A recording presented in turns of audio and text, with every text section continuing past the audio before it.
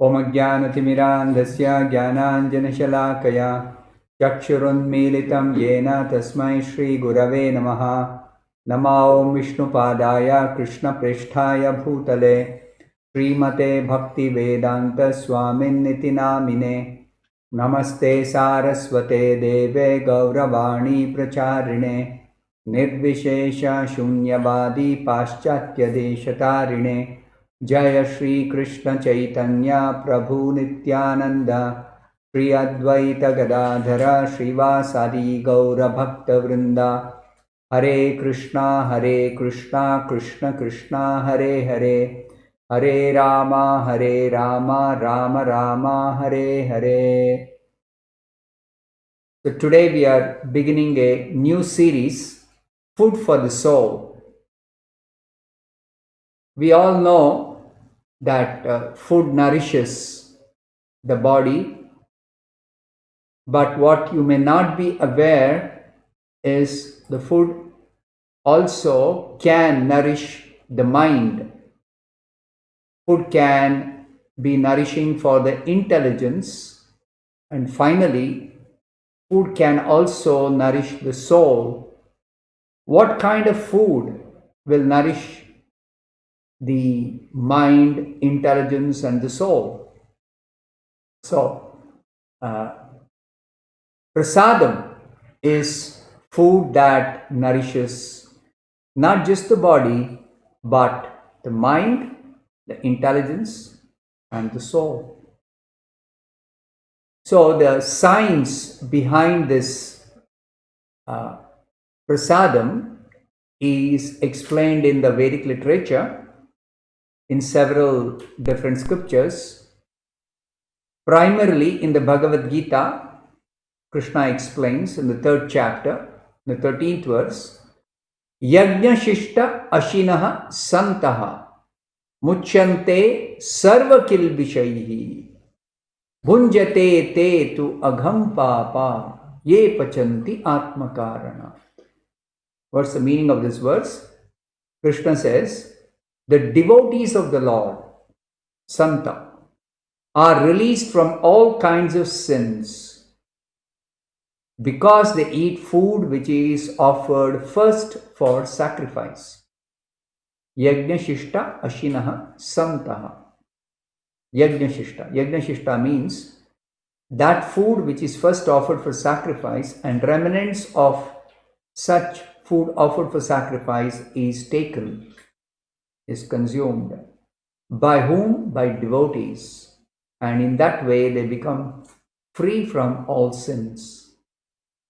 That means their mind, their intelligence, and their consciousness are all purified by taking yajna shishta, or taking remnants of food offered for sacrifice, or in simple words, taking prasadam. On the other hand, those who prepare food for personal enjoyment without offering to the Supreme Lord, or without offering first in sacrifice, they eat only sin. Bhunjate, they eat. What do they eat? Te, those people. Agham papa. Agham papa means huge volumes of sin. Not just sin. Agham papa, huge volumes of sin. In what way does it become a huge volume of sin, whatever they eat?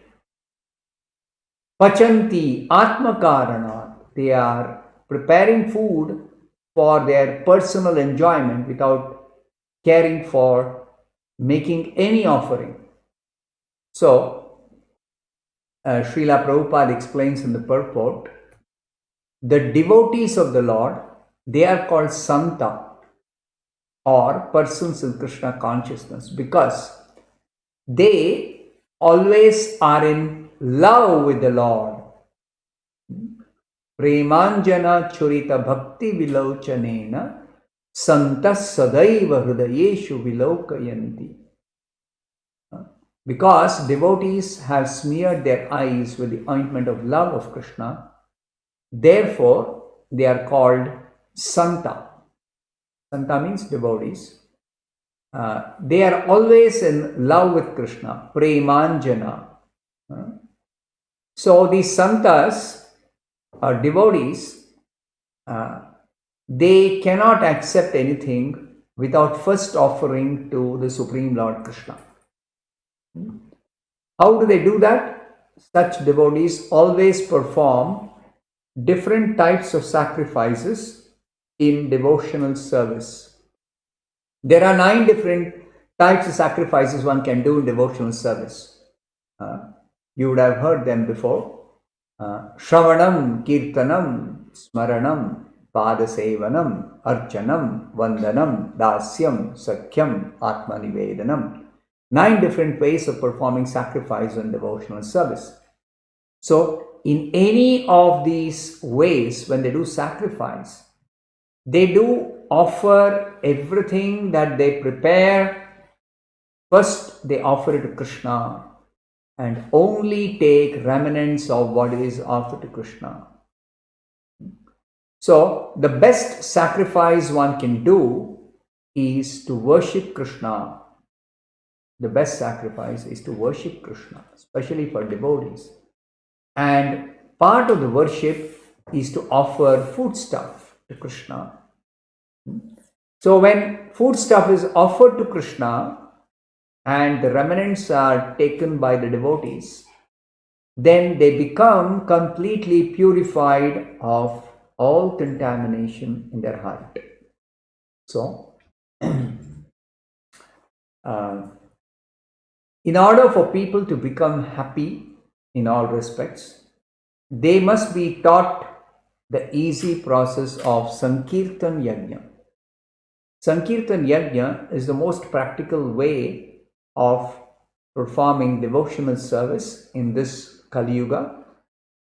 This Sankirtan Yajna includes offering food to the Supreme Lord Krishna and only consuming remnants of food offered to Krishna as prasadam. So, prasadam, because it is food that has been offered to Krishna, it first of all becomes free from all karma. It is exactly karma-free diet. That's what prasadam is. But it's not just merely karma-free.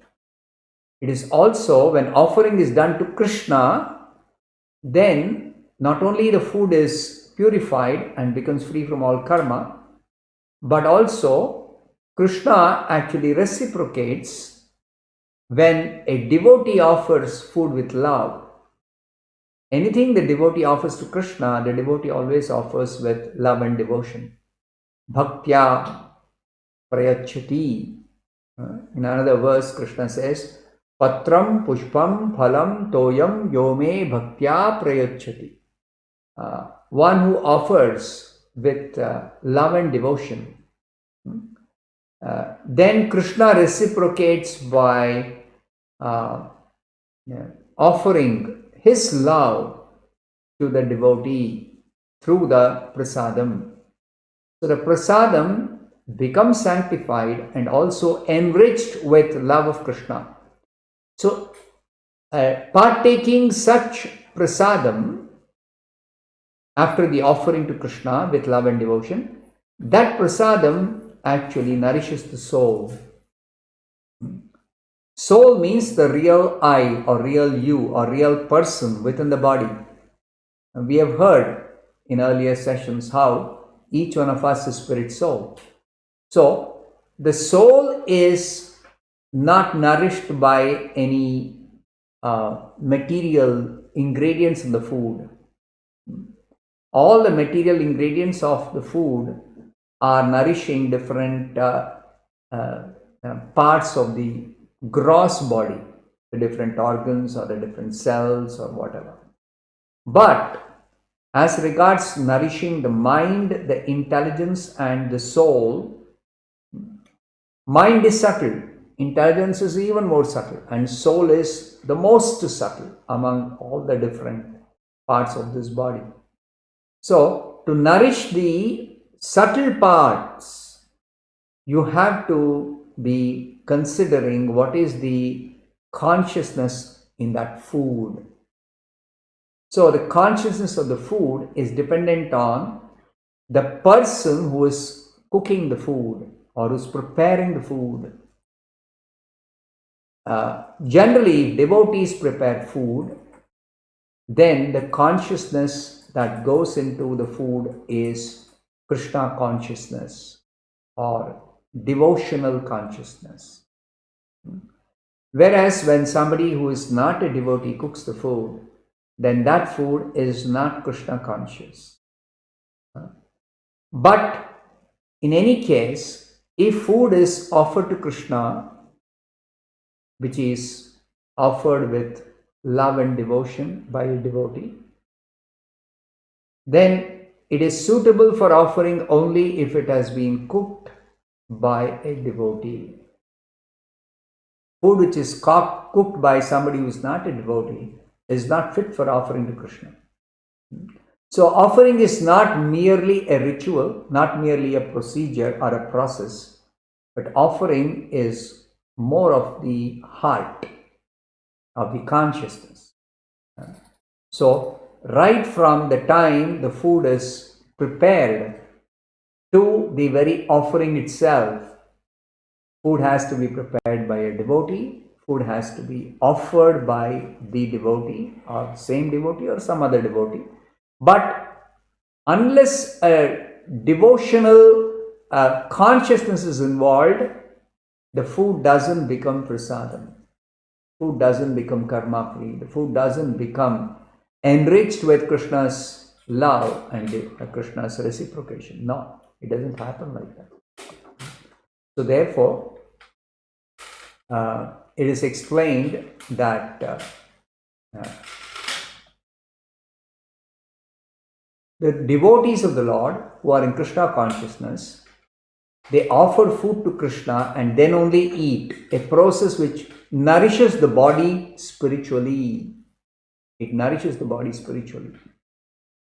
By such action, the past sinful reactions in the body are completely eradicated. The body becomes also immunized to all contamination of material nature. We are constantly interacting with material nature while we are in this world. So, in material nature, there is always the contamination of the three gunas. So, when we interact, if we are not immunized ourselves, we become affected by the gunas. We become contaminated by the gunas normally. So, somebody who takes only prasadam and regularly takes only prasadam, not one time, not sometimes, but always, such a devotee actually becomes immune to the effects of the three gunas or material nature. Srila Prabhupada gives an example. When there is an epidemic disease, an antiseptic vaccine protects a person from the attack of such an epidemic. Similarly, if food is offered to the Supreme Lord Krishna and then taken by us, it makes us sufficiently resistant to material infection. And one who is accustomed to this practice is called a devotee. The material world is full of contaminations, and one who is immunized by accepting prasadam of the Lord or food offered to Krishna is saved from the attack, whereas one who does not do so becomes subjected to contamination. Now there is a very nice pastime of Krishna in the 10th canto of the Bhagavatam, when Krishna advented 5,000 years back. You would have heard about this Govardhan Leela of Krishna. Krishna lifting Govardhan hill. But what was the reason why Krishna had to protect the inhabitants against torrential rains by lifting the Govardhan hill and holding it as an umbrella to protect the inhabitants of Vrindavan? The reason was that it is described in the Bhagavatam once. The cowherd men headed by Nanda Maharaj the different residents of Vrindavan, the cowherd community residents, they were preparing for one Indra Yajna. So Krishna saw so many preparations going on, elaborate preparations for this Indra Yajna, and he went and asked his father, what kind of sacrifice is this that is being planned? So kindly explain this to me. What is it meant to accomplish? For whose satisfaction are you going to do this ritual? So Nanda Maharaj first of all thought, this small boy, he cannot understand all the technicalities of what is sacrifice and what are the arrangements that it has to offer to Indra. So he was silent for some time, and Krishna insisted that you have to explain to me. You cannot keep something confidential from your own family members. So then Nanda Maharaj replied, it is more or less routine. Every year we offer this sacrifice to Indra because Indra is the controller of rain, and we are directly dependent on good rainfall for our agriculture and even our needs of water. Water sustains all life. So we worship him and we get good rainfall in exchange for the worship. So then Krishna, he heard the statements of his father Nanda Maharaj, and he actually addressed his father in such a way as to arouse Indra's anger. He said, there is no need to worship Indra. It's by force of karma that someone takes birth, and karma alone the person meets with destruction. Everybody experiences the results of their own past activities. So what can Indra do to change somebody's destiny? He cannot do anything. So there is no need to worship Indra. Instead, Krishna told Nanda Maharaj and all the other cowherd men, you may perform a sacrifice for the pleasure of the cows, the brahmanas, and Govardhan Hill. Why? Because we are dependent on the cows, because cows give wonderful milk. And the brahmanas, they guide us in all spiritual matters. They are our guides. And Govardhan Hill supplies all kinds of nice vegetables, fruits, nice water, everything. So, whatever paraphernalia you've got for worshipping Indra, let that paraphernalia be used for worshipping the cows, brahmanas, and Govardhan Hill. Krishna also told them, all the Brajavasis, prepare very nice foods of all descriptions from the grains and ghee collected for the yajna. Prepare rice, dal, halwa, pakora, puri, all kinds of milk preparations, sweet rice, sandesh, rasgulla, everything. Invite the learned brahmanas who can chant the Vedic hymns and offer oblations to the fire. The brahmana should be given nice charity, decorate all the cows and feed them nicely, and then also feed the prasadam to the lower animals like dogs and even the low grade people, the chandalas, the fifth class people. And everyone should be given prasadam. And then the Govardhan Puja may begin, and that type of sacrifice will very much satisfy me, Krishna told Nanda Maharaj and the cowherd men. So because Krishna was very, very, very dear to Nanda Maharaj and all the cowherd men, so they simply agreed to follow Krishna and exactly had as Krishna had directed them. they utilized all the arrangements for performing this Govardhan Puja. So they prepared nice foodstuffs and everyone brought to offer to especially the Govardhan hill. And after the Brahmanas did the sacrifice, offered oblations in the fire, chanted the mantras, then Krishna said, let us now circumambulate Govardhan hill. And you just watch how Govardhan is going to now consume all that you are offering. So Krishna himself assumed another form of Govardhan, and he began eating all the offerings. And Krishna himself was also, as a cowherd boy, as a son of Nanda, he was there and he was directing everybody. See how Govardhan is very nicely eating everything that we are offering. And then all the Brajavasis, they went round circumambulating the Govardhan hill, singing the glories of Govardhan.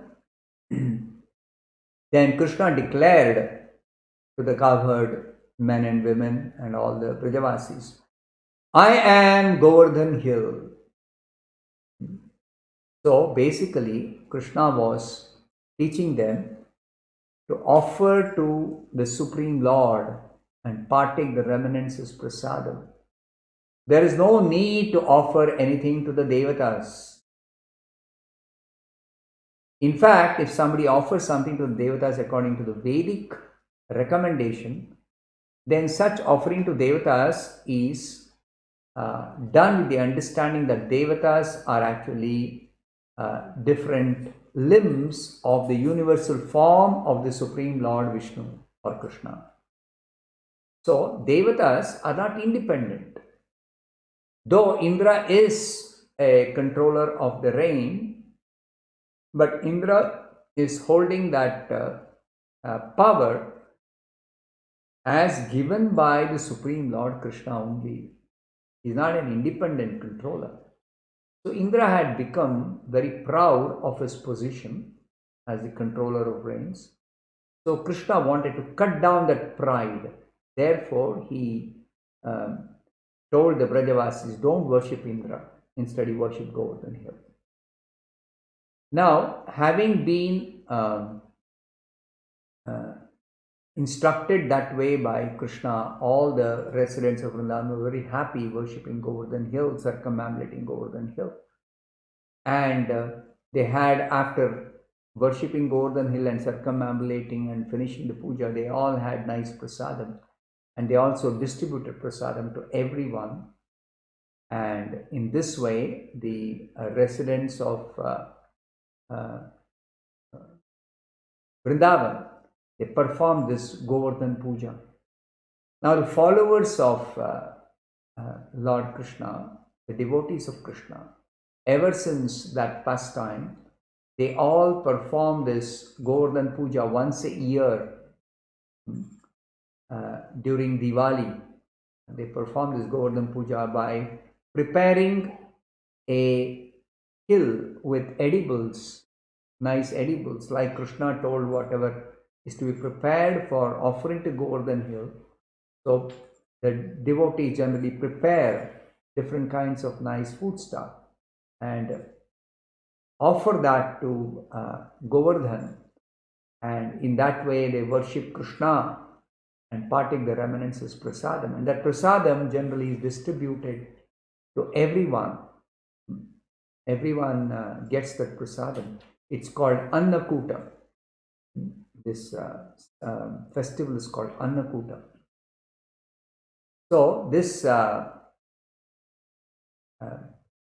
Krishna was teaching that food has to be offered to the Supreme Lord and the remnants accepted as prasadam. Not only accepting that remnants as prasadam by the devotees, but also distributing that. Even if somebody doesn't know what is the significance of prasadam, if they partake prasadam, then they become completely purified. Gradually, of course, for those who are not aware of what is prasadam, gradually they become purified. But the material contamination is completely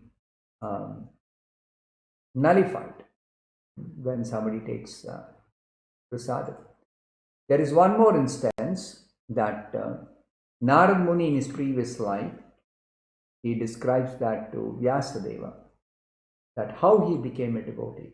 In his previous life, he was having a very, very ordinary birth. He was born as the son of a maidservant. And when he was just a 5-year-old boy, small boy, he was staying with his mother. He and his mother, that's all, nobody else. And once it so happened that some pure devotees, sages, pure devotees, or Bhaktivedantas, they were passing through the place in the forest where Narad Muni was staying with his mother, and they happened to pass by that place when Chaturmasya was beginning. The 4 months of the rain season were just beginning. So such saintly persons, though they keep traveling, they don't stay in one place. When rainy season starts, they stay in one place. They don't move because it's not convenient to travel during rainy season. So they put in one place. So they decided to stay in that place where Narad Muni was staying with his mother. So Narada's mother, being a maidservant, she got an opportunity to render some service, cleaning services, a menial service to these saintly persons. So this boy also would accompany his mother. And once he got a chance to partake some remnants of prasadam of these pure devotees, saintly person. Narad Muni describes that to Vyasadeva. He says, Uchishtalepan anumodito dvijaihi sakrutsma bunje tadapasta kilvishaha. Uchishtalepa. Uchishta means remnants of food left behind by somebody who has eaten. So these pure devotees, whatever remnants of food they had eaten, left behind by them, that the small boy, he took their permission, anumodito dvijaihi, from those saintly persons, and sakrutsma bunje, just once he got a opportunity to partake that prasadam. And he says that apasta kilvishaha, by that he became completely purified. Evam pravrittasya vishuddha chetasaha. In this way, he became completely purified in the heart. The effect of that food was not just some cleansing of the consciousness. He became completely purified in the core of his heart. And at that time, dharmaha eva atmaruchi prajayate. The very nature of the transcendentalist became attractive to him. So after that, he spent time in their association, hearing them speak about Krishna, and he became actually Krishna conscious. So partaking remnants of food offered to Krishna or a pure devotee are very, very powerful in awakening our dormant devotion. Therefore, everyone is advised to actually offer food, pure vegetarian food, before partaking the food. Offer the food and take prasadam. So I take some questions now. What should one do if the family travels outside of home and on those days food offering cannot be done at home to the deity's picture? How could offering be still continued? When you are traveling outside of home, then and you still want to take prasadam, then you have to plan your travel in such a way that you take with you prasadam which is already offered, or wherever you're going there you should make some arrangement for offering. Now, what about offering to the picture of the deities at home? That is not required if you're not at home. Whereas in the temple, the deities have to be offered regardless of whether we are going to partake or not. Whereas at home, when you are making some offering to the picture of the deity, when you cook some food for taking prasadam, if you're not at home and don't offer, there is no consideration of mistake or offense, nothing like that. Should the food offered to the deities be cooked separately, or could a portion from the food cooked for household be used, offered to him first and then partaken? Actually, whatever is cooked, it should be understood that it is cooked for the deity, and you are partaking what is offered to the deity, remnants of what is offered to the deity. So forget about cooking for yourself. When you become a devotee, you don't anymore cook for yourself. You cook only for Krishna, because Krishna is the enjoyer of everything, the primary enjoyer, and we are meant to partake remnants of what is offered to Krishna.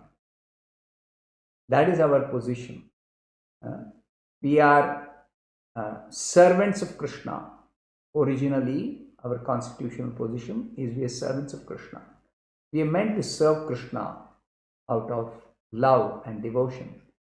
And Krishna reciprocates by giving us back love. So therefore, any activity we do it as an offering to Krishna. In the Bhagavad Gita, Krishna says, Yat karoshi, yad ashnasi, yad juhoshi, dadasi yat tapasyasi kaunteya, tat kurushva madarpanam. Whatever work you do, whatever food you prepare, whatever charity you give, everything do it as an offering to me, Krishna says. So, food that is cooked should be simply cooked for Krishna and should be offered to Krishna. And then, of course, when it is offered to Krishna, it's not that Krishna will eat like we eat. Krishna's partaking of the food that we offer to him is not like we partake. No. The food is not consumed like that by Krishna. He just takes the devotion, and whatever is left behind, he gives us back the food mixed with his love. So the food becomes enriched. So there is no change in quantity of food after it is offered to Krishna. There's only change in the quality of food. The food has become purified and the food has become enriched with Krishna's love. So there is no question of separately cooking for Krishna, for a devotee.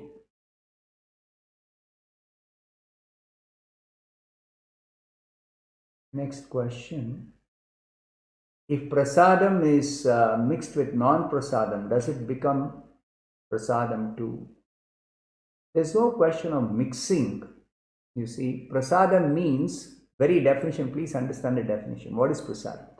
Prasadam means remnants of food offered to Krishna.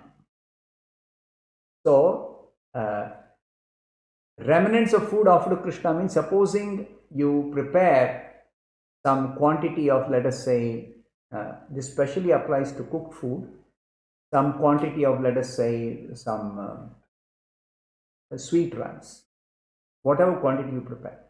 Now, when you offer to Krishna, you offer, let's say, a small portion of it. Let's say 1 cup of it you offer to Krishna, picture of Krishna you offer. Then, what is left behind in the cup after the offering, and what is left behind in your cooking pot, everything is prasadam. But if you have some other item which is not prepared for offering to Krishna or which is not offered to Krishna, that item cannot become prasadam simply by mixing prasadam, remnants of food offered to Krishna. No, cannot do that. It's not a physical or a chemical reaction, physical mixing, no. It is actually something which is spiritual. What happens when you offer food? It is something spiritual that happens. Next question. My family eats so much onion and garlic food cooked at home. Then how to cook bhoga for offering in the same kitchen? Well, if it is just vegetarian food and there is no non-veg at all in the kitchen, being cooked in the kitchen, then in separate pots, this in the same kitchen, the food can be cooked which doesn't contain onion, garlic, and can be offered to Krishna. That is possible.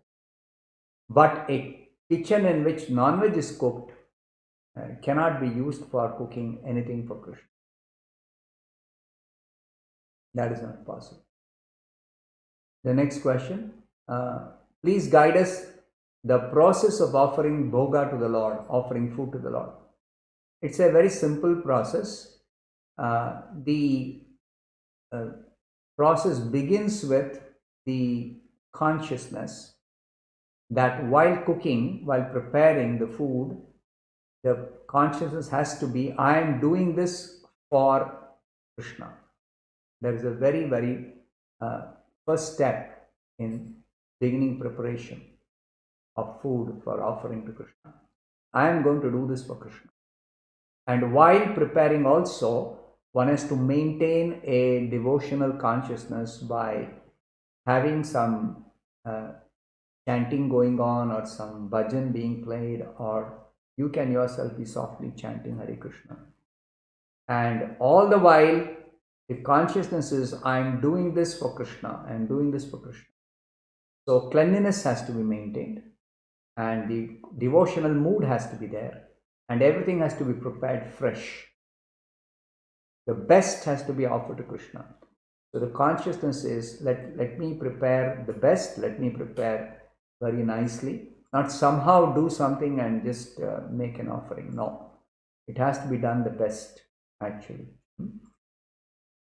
Then after preparing, it has to be, after it is properly prepared and when it is fresh, it has to be offered to the Lord, not when it is cold or refrigerated or it has become very old. No, fresh food has to be offered. It has to be hot. And it has to be offered in a separate plate or separate cup or separate glass to the Lord. You cannot offer anything in your eating plate or your eating glass or cup. No, it has to be separate for the Lord. And you have to place small portions of the offering of the food prepared in front of the Lord.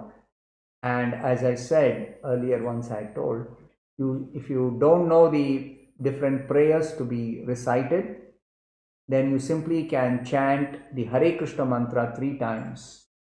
Hare Krishna, Krishna Krishna, Hare Hare, Hare Rama, Rama Rama, Hare Hare. 3 times you chant and pray to the Lord, please accept this offering. And leave that for 5 minutes in front of the picture of the Supreme Lord Krishna or the deity of Krishna. And after 5 minutes, you remove the offering and transfer whatever was there in that plate or a cup, whatever, which is specially meant for offering to Krishna. Transfer from that to your vessel in which you have prepared and mix it with the remainder of the prepared food. And then you partake that as prasadam. So it's a very, very, very simple procedure. There is an elaborate procedure if you are interested that is given in the Handbook of Krishna Consciousness. Or if you visit the website of ISKCON Bangalore, you can see the procedure that is described there, how to offer food, if you are interested in that elaborate offering. So I'll stop here. Thank you very much. Hare Krishna.